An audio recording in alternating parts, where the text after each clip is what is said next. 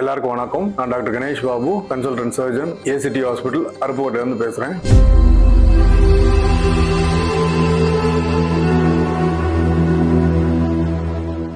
குடல் இறக்கம் அப்படின்னா வந்து என்ன, குடல் வந்து இறங்குது. சரி, ஓகே. எங்கெங்க இறங்கும்? ஸோ எங்கெங்க நம்ம பாடியில் வந்து வீக்கான பார்ட் இருக்கும், நம்ம வயிறை சுற்றி எங்கெங்க நம்ம உடம்புல வீக்கான பார்ட் நம்ம வயிறை சுற்றி இருக்கோ அங்கெல்லாம் வந்து இந்த குடல் இறக்கம் வர்றதுக்கு அதிகமான வாய்ப்பு. ஸோ அப்படின்னு பார்த்தா காமனாக பார்த்தோம்னா ரெண்டு சைடோட வயிற்றுலேருந்து தொடப்பக்கம் இருக்க அந்த இடுக்கு இருக்கு இல்லையா, அந்த ரீஜன் வந்து இங்குவேனல்னு சொல்லுவோம். அங்கே வந்து இங்குவேனல் ஹெர்னியா வரும். சரியா? இன்னொன்று அந்த இடத்துல ஃபெமரல் ரிங்னு ஒரு ரிங் இருக்கு, அந்த இதுல இருந்து வந்தால் அது ஃபெமரல் ஹெர்னியா அப்படின்னு சொல்லுவோம். ரெண்டு. சரியா? மூணாவது தொப்புள், அது ஒரு வீக்கானது, பெல்லி பட்டன் அப்படின்னு சொல்லுவோம். நம்ம லேப்ரோஸ்கோப்பில் அங்கே தான் ஓட்டையே போடுவோம். பிகாஸ் அங்கே தான் ஈஸியாக போட முடியும், சதை எதுவும் கிடையாது. நீங்கள் நார்மலாக வந்து உங்கள் விரலை வச்சு உங்கள் தொப்புளை தொட்டு பார்த்தா கூட தொட்டு பார்க்கலாம்.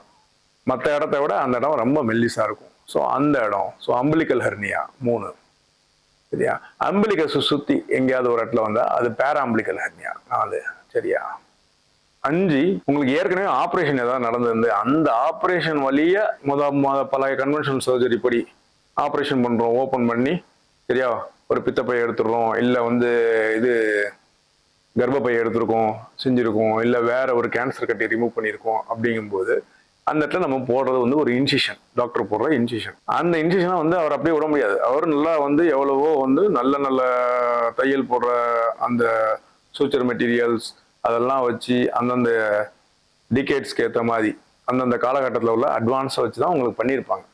அப்படி பண்ணதுக்கு மீறியும் சில பேருக்கு ஹெர்னியா வந்திருக்கும். அந்த ஹெர்னியாவுக்கு வர காரணம் பார்த்தோன்னா வெயிட் தூக்குறது, அந்த ஊண்டு ரொம்ப நாள் ஆனதுனால, இல்லை பொதுவாகவே வீக்காக இருக்கிறதுனால இந்த மாதிரி வந்திருக்கும். அந்த ஹெர்னியா பார்த்தோன்னா இன்சிஷனல் ஹெர்னியான்னு சொல்லுவோம். அடுத்து இன்னும் வந்து ஸ்பிஜிலியன் ஹெர்னியா, அது பின்பக்கம் வரும். சரிங்களா? இன்னொரு ஹெர்னியா வந்து ஹயட்டஸ் ஹெர்னியான்னு சொல்லுவோம்.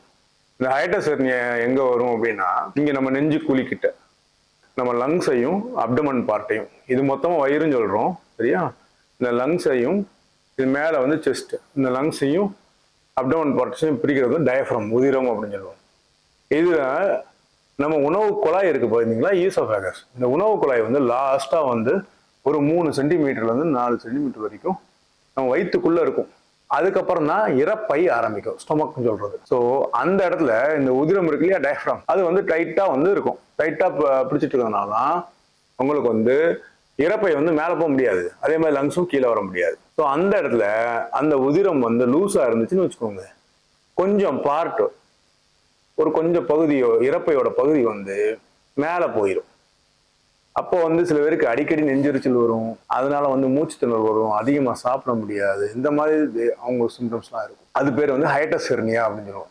இந்த எல்லா ஹெர்னியாவுக்கும் மாத்திரை மருந்து போட்டால் சரியாகாது, எங்கே ஹெர்னியா இருந்தாலும் சரி. இது தவிர்த்து இன்னொரு ஹெர்னியா என்னன்னா ரெக்கரண்ட் ஹெர்னியா. ஒரு இடத்துல ஆப்ரேட் பண்ணியாச்சு, திருப்பி வரும். அது வந்து என்னன்னா ஒன்று டெக்னிக்கல் ஃபால்ட், இல்லை பேஷண்ட்டோட உடம்புல ஏதாவது ப்ராப்ளம் இருந்தா, இல்லை ஃபர்ஸ்ட் டைம் ஆப்ரேட் பண்ணும்போது ஏதோ ஒரு காம்ப்ளிகேஷனால மெஷ் வைக்காமல் இருந்திருந்தா திருப்பி வரும். அதெல்லாம் ரெக்கரண்ட் ஹெர்னியாங்கிறது. இந்த எந்த ஹெர்னியானாலும் சரி இது மாத்திரை மருந்துல சரியா போகாது.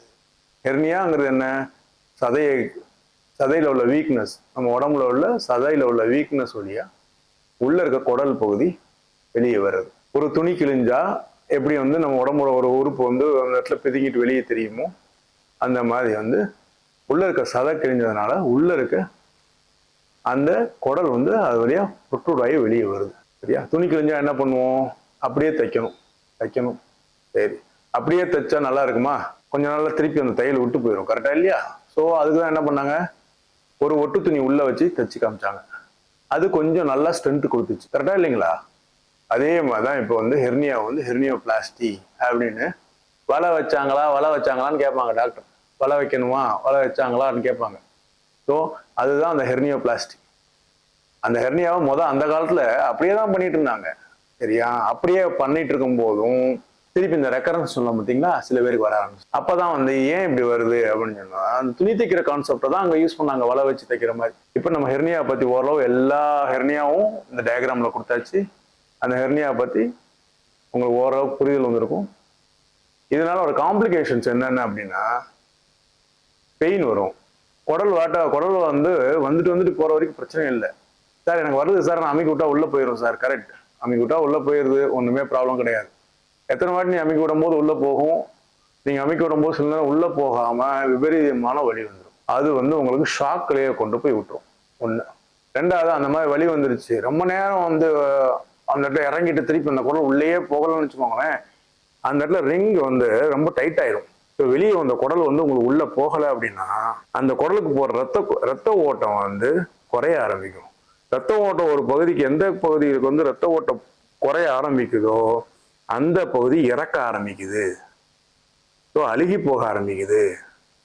ஸோ ஒருவேளை அழுகி போயிருச்சு அப்படின்னா அந்த இடத்துல நம்ம வந்து ரெசெக்ஷன் அனஸ்டமோசிஸ், குடலை வெட்டி திருப்பி சேர்த்து வச்சு இது பண்ணணும். அந்த மாதிரி ரிசெக்ஷன் அனஸ்டமோசிஸ் பண்ணும்போது இந்த வலை வைக்கிற சான்ஸ் வந்து ப்ராபபிலிட்டி வந்து கிடையவே கிடையாது. ஏன்னா ஒருவேளை அந்த அனஸ்டமோசிஸ் ஏதாவது லீக் ஆச்சுன்னா அந்த மெஷ் வந்து இன்ஃபெக்ட் ஆயிடும். அதனால பண்ண மாட்டோம். திருப்பி வந்து இன்னொரு சர்ஜரி பண்ண வேண்டியது வரும்.